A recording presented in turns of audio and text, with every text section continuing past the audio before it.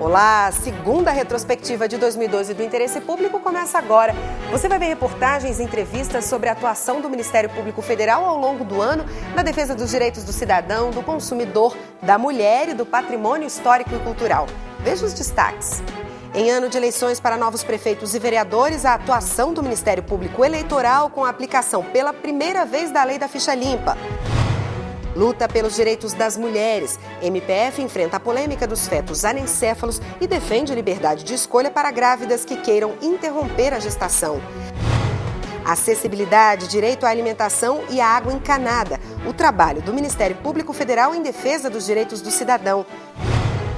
E veja também ações do MPF para garantir a preservação de patrimônios históricos e culturais do Brasil. Essas e outras notícias você acompanha agora no Interesse Público, um programa do Ministério Público Federal.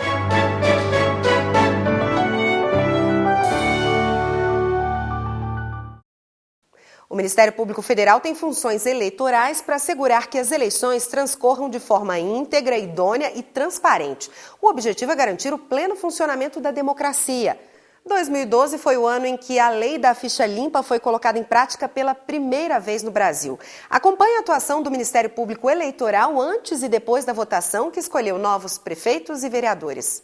Foi no início de 2012 que o Supremo Tribunal Federal julgou a constitucionalidade da Lei da Ficha Limpa. A questão polêmica foi amplamente debatida e, ao final, a maioria dos ministros decidiu que a norma valeria já para as eleições de 2012. Assim, políticos condenados em decisão transitada em julgado ou por órgãos colegiados ficaram inelegíveis por 8 anos. A restrição abrange crimes eleitorais, abuso de poder, tráfico de drogas, racismo, formação de quadrilha. O Procurador-Geral da República, Roberto Gurgel, defendeu a lei que foi questionada no STF. A iniciativa legislativa, a iniciativa popular, decorre precisamente desse variado festival de improbidades e outras mazelas que tem caracterizado, infelizmente, o nosso mundo político nos últimos anos. E foi assim, com os limites impostos pela Lei da Ficha Limpa, que mais de 130 milhões de brasileiros foram às urnas em outubro para escolher prefeitos e vereadores nas eleições municipais. 7 milhões usaram a urna biométrica. A Lei da Ficha Limpa ela veio acrescentar penalidades referentes a cidadãos já condenados em ocasiões anteriores pela compra de votos e por outros ilícitos também, e ela veio tornar mais duro e mais efetivo esse tratamento, para que eles não venham a ser candidatos em eleições futuras após a condenação. O Ministério Público foi escolhido pela Constituição para ser o guardião do regime democrático. Por isso, atua em todas as fases do processo eleitoral, por meio do Ministério Público Federal e dos Ministérios Públicos dos Estados. Foram eleitos prefeitos para os mais de 5.500 municípios brasileiros, além de 59.500 vereadores. O Ministério Público Federal ficou atento a possíveis tentativas de compra de voto e, para alertar o cidadão sobre a importância do voto consciente, fez campanha em veículos de comunicação de todo o país. Você troca uma nova escola pública para os seus filhos por uma pilha de tijolos? Sim! Osvaldo! Voto. Não troque, não venda, não negocie. Uma campanha do Ministério Público Federal pelo voto consciente. Está na Constituição. É papel do Ministério Público Federal fiscalizar o cumprimento das leis. No ano passado, o MPF trabalhou para fazer valer as leis contra irregularidades na administração pública e contra a lavagem de dinheiro. Antes da Constituição de 88, 2 leis regulamentavam a punição das irregularidades no serviço público.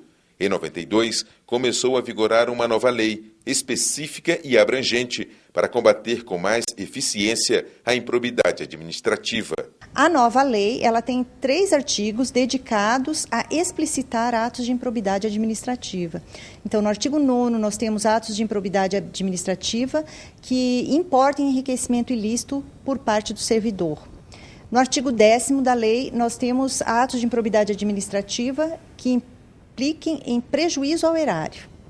E no artigo 11, nós temos uma série de atos de improbidade administrativa que não envolvem necessariamente prejuízos patrimoniais ao Estado, mas envolvem quebra de princípios que são caros à administração pública. Em 2 de junho do ano passado, a lei que combate a corrupção na administração pública completou 20 anos. O objetivo da norma é impedir que agentes públicos, servidores ou não, cometam atos contra os princípios da moralidade e da legalidade no exercício das funções. Os fiscalizadores da legislação são o MPF e o Ministério Público nos estados. Entre os atos de improbidade administrativa mais frequentemente registrados estão o desvio de dinheiro público e a não prestação de contas.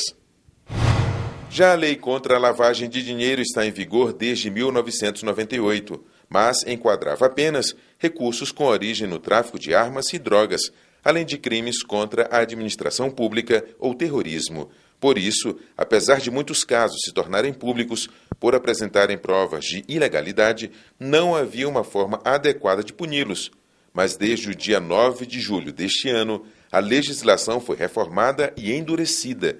A nova lei de lavagem de dinheiro agora considera crime qualquer recurso com origem oculta ou ilícita.